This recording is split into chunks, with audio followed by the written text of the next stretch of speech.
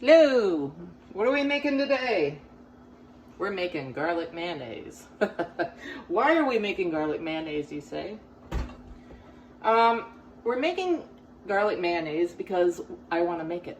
That's why I'm making it. I was speaking with my friend Laura B. Sharp this morning, who I'm very lucky to know her. She's one of the best feminist writers in the nation, in large part because she's hilarious, and she's as hilarious in real life as she is in her writing. If you haven't read her pool posts about mansplaining, just Google pool post Laura B. Sharp, and it'll come up.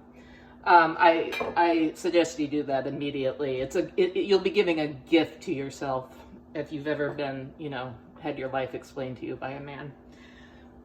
Anyway, we were talking this morning, and I was talking to her about some stuff about food, and I was talking to her and about why doing this little show is important to me. And it's because I have hidden for the past 5 years, because I have deemed myself too fat to go out and see my friends for 5 years. So it's a big step to go online and say, here I am. And but the thing is, this is the thing. Women's self-hatred is a very big business. And I have been at war with food my entire life. And I would like to make friends with food. And I would like to cook what I want. And I really believe that cooking food improves my relationship to it, makes it less dysfunctional. I had a friend once who was terribly bulimic, and she cured herself of bulimia by starting to cook. She knew exactly what was going into it, and she was able to eat that. So enough of that. I feel entirely too vulnerable. Okay, so I made a bouillabaisse on Christmas Eve. I just love French words. For instance, I picked this up to fry this evening. In English, it's an eggplant, but in French, it's an aubergine. L'aubergine. It's much better en français. When I made the bouillabaisse, I got some. Part of the directions were truly mystifying to me, and the mystifying directions were this. I'm chopping up garlic because I'm going to make a garlic mayonnaise. The directions, I'm not a fan of the crouton, no. But the directions were to toast a piece of French bread, and the only reason I probably did it is because they didn't call it a crouton, and put that in a bowl, and then put this saffron garlic mayonnaise, but they called it oui, over the piece of bread, and then pour the soup on it. And I thought, now how the hell does that work? But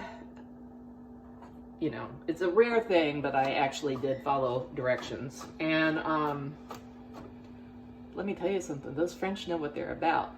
I spent some time reading Julia Child's book about French cooking while I was away, because now I want to dedicate my life to sauces and stocks.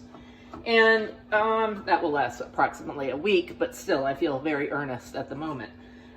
But when I read those recipes, I am not inspired. I go, oh, who cares? But then when I make something like that bouillabaisse, let me tell you what. I was so proud of making that meal. I served it on Christmas Eve. We had a wonderful time. So what I'm doing today, I don't have any saffron, and I'm not buying any either until unemployment pays me, and I probably won't buy it then. But I am going to make a garlic mayonnaise, and my Aunt Bev, my grandmother, and then my Aunt Bev made mayonnaise all their lives. And I've gotten out of the habit of making it, but because I'm making friends with food again, I'm going to make the things I like and eat them. So they're two different animals, mayonnaise bought in the store and mayonnaise made at home. You need egg yolks, which of course, you have gone through the whole process of dipping in water and poking. Google the process of how to eat egg yolks safely, because I cannot, of course, recommend to you that you cook with raw egg. That would be terrible. Don't do that. Google it. I of course have disinfected these egg yolks, or whatever you want to call it, that I have in this little pot here. All right. You need egg yolks. You need lemon juice, and you need a good olive oil, or Wesson oil even. You don't need necessarily olive oil. I just happen to like that. But fresh lemon juice, and salt and oil and lemon juice whipped up in a puree is a lot better than Hellmann's, people, or even Duke's, which is by far the superior mayonnaise that you can buy in a store. But now on the internet you can get anything, but you used to could only get it in the South. Okay, so here we have a couple of disinfected egg yolks, right? And I have my trusty hand mixer. When I was in Virginia, I did this whole process in one of those little bullets, and the good part of that was that it broke up the garlic really fine, and I don't have one of those here, so I'm going to do a little experiment and do it in the blender.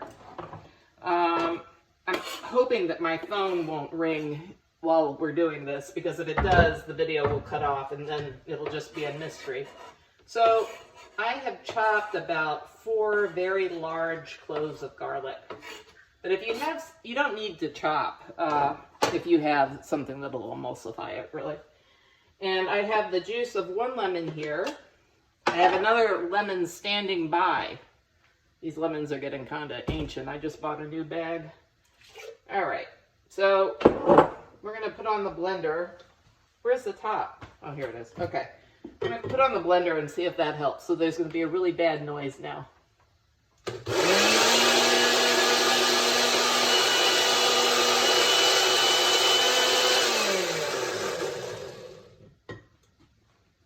All right, now we have garlic and lemon juice. Boy, do I smell that.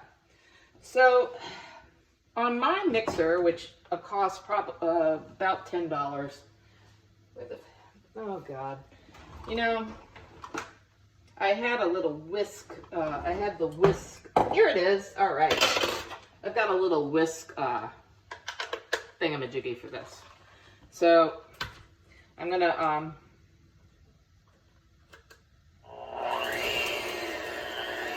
okay, we have the egg, right? And now we have the garlicky lemon juice, which I will add. All right, so that's blended. Now, it just fell out. Okay, I don't know why, but with this blender, there's like a shoe, you know, like a left and right shoe. There's a left and right handle for it. It's ridiculous. All right, so, oh, very important, salt. So I'm gonna put about, it looks like about a tablespoon of salt in there. 1 tablespoon of salt, 2 egg yolks, juice of a lemon, 4 large cloves of garlic. All right, and now that I've got that mixed,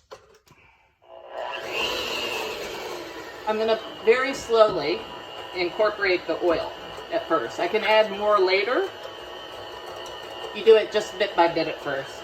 Now this is, hold on. This is a really good Sicilian olive oil that my fancy brother sent me for Christmas. So we're gonna use it on this because it's gonna be really good. Now, let me tell you real quick.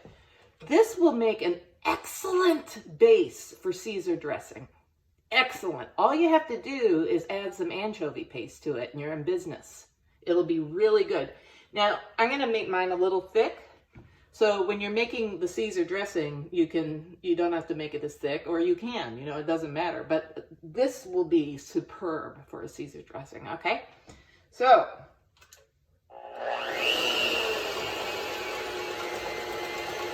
just a little bit of oil at first. Just a little bit of oil at first.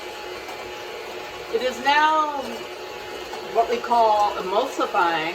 You're going to have to look that up in the dictionary because I can't explain it. I think it just means mixed together really well. I'm going to turn up the blender a little bit.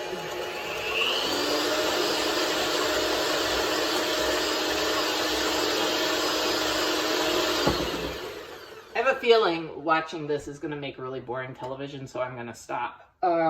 But I am going to whisk this, and I'll post a photo of it on Instagram. And I'll just taste it now, though. Oh my God. Oh my God. That is so delicious.